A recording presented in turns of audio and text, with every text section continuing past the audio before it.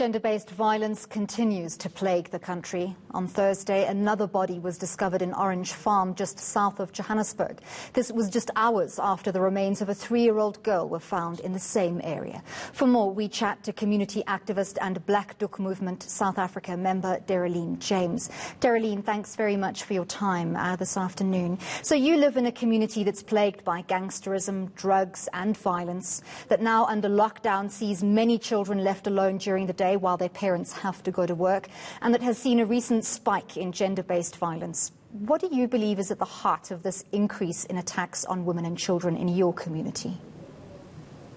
There's definitely been an increase in my community in terms of, children that are being neglected, and that the direct link there is substance abuse. We find that many of the kids that we go out to rescue, their parents aren't home, their dads aren't home because they've been out drinking, and this goes both sides actually. This is male and female, moms and dads, where they leave their kids unattended for days on end. We would get calls telling us that, we have children playing outside or begging for food because their parents are on substance. So in Eldorado Park, the neglect has a direct link to the substance abuse. But when you look at the bigger picture, what is going on in the country right now, I can also say that, there's a link to substance abuse, because if you look at the brutal manner in which these women are being murdered, surely no person in their right frame of mind can cut people up like that and can stab children and put them in yellow baskets to rot. Who does that? What is the Black Doek movement all about, and what would you like to achieve in your community?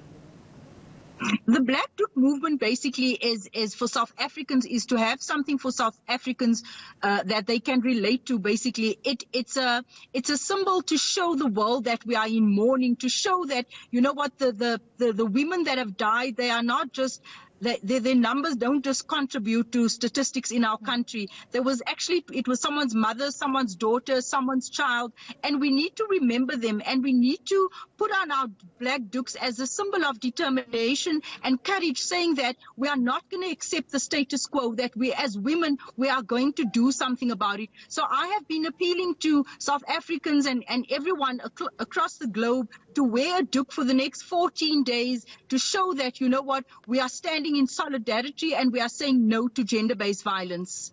Dereleen, I support your cause and I hear what you're saying, and the symbols are often so important in terms of uniting people. But a lot of the argument at the moment from women is that they're saying, we shouldn't be the ones who have to do something, who have to try and stand together. We have been standing together. We have been making a visible and symbolic stand. The people who are perpetrating these crimes, they are the ones who need to change, and nothing is being done.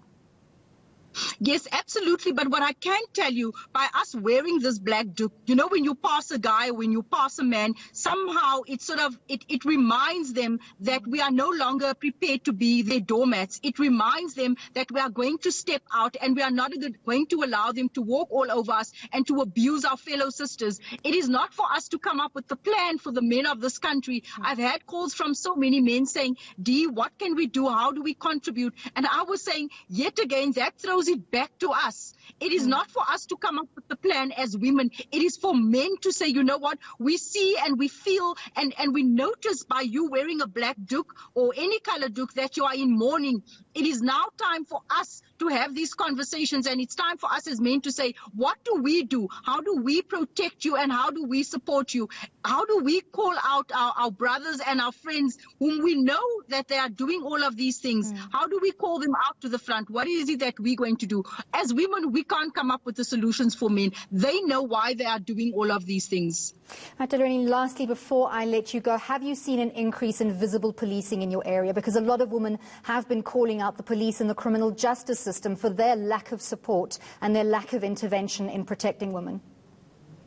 The reality is the policing that is out there, the focus right now, I feel, is not gender-based violence. The focus right now is getting to that person that is selling illegal cigarettes like I saw this morning in my street. The person right now is getting to that person who is not wearing a mask. Unfortunately for us, it is not coronavirus that is killing us. It is the men of this country. I wish we can have the same determination and the same urgency that we had and the same sort of approach that we had with the coronavirus in terms of dealing dealing with gender-based violence. I am not seeing that as yet. All right, thank you very much. We have to let it go there.